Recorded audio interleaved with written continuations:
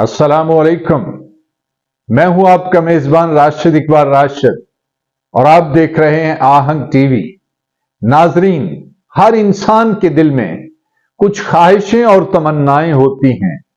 अपनी भी एक तमन्ना रही है कि काश मैं एक सरमायादार होता।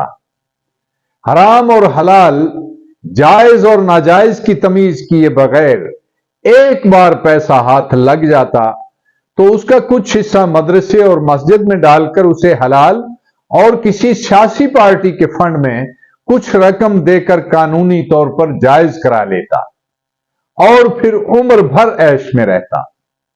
हर बड़े दारुल उलूम की फाइनेंस कमेटी का रुकन होता, हर सियासी पार्टी का सरपरस्त होता, मजहबी जलसों की सदारत करता, किसी नामवर फलाही तंजीम को चंद हजार रुपए चंदा देकर मुस्तकिल तौर पर मुखय्यर हजरात की फहरिस्त में शामिल हो जाता। कोई भी मशायरा होता तो मुझे ही मीरे मजलिस बनाया जाता। रिंद का रिंद रहता और जन्नत भी हाथ से न जाने देता। मैं शिया, सुन्नी और वहाबी के चक्कर से आजाद हो जाता। मुहर्रम के दिनों में मिलाद के मौका पर और किसी मदरसा में एक देग चावलों की भिजवा देता तो किसी मुजतहिद और मुफ्ती की जुर्रत न होती कि वो मेरा मसलक पूछता कि तुम कौन हो, शिया हो, सुन्नी हो या वहाबी। क्रिकेट मैच होता तो मैं ही मेहमान खुसूसी बनता। मीना बाजार लगता तो मैं ही फीता काटता।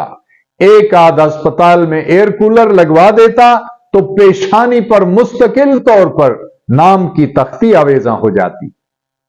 अहम कौमी मौके पर मुझे मिली एजाजात से नवाजा जाता और मेरे आबाओ अजदाद के तहरीक आजादी और तहरीक पाकिस्तान में वो कारनामे लोगों को बताए जाते कि मैं खुद हैरान रह जाता।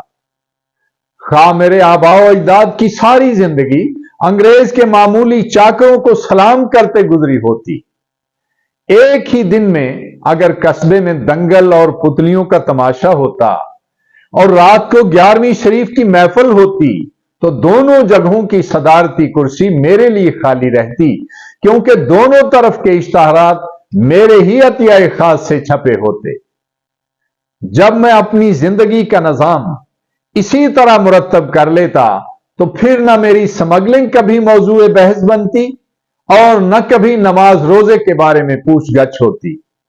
वजीर आजम मेरे शहर के दौरे पे आता तो एक बार चाय मेरे यहां जरूर पीता। पुलिस अफसर शाम को मेरे साथ खाना खाता। मशायरा के मौका पर तमाम शुरा मेरे डेरा पर क्याम करते। बड़े बड़े उलमा और जाकरीन खताब करने आते तो खाना मेरी क्यामगाह पर होता। दंगल के दिन पहलवानों की सरदाई मेरी तरफ से पेश की जाती। अपने ही घर के यतीम मुलाजिम की तनख्वाह को अतिया बना कर देता और यूं यतीम परवर का लकब हासिल कर लेता।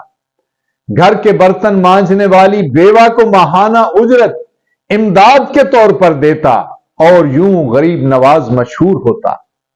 अपने ही भतीजे भांजे को सिफारिश और रिश्वत देकर स्कूल में अव्वल पोजीशन दिलवाता और फिर उसके लिए वजीफा मुकर्रर कर देता और यूं तालीमी हलकों में मेरी इल्म परवरी का डंका बज जाता और खुद अनपढ़ होने के बावजूद इलाके के हर स्कूल और कॉलेज की तालीमी कमेटी का मेंबर या चेयरमैन होता।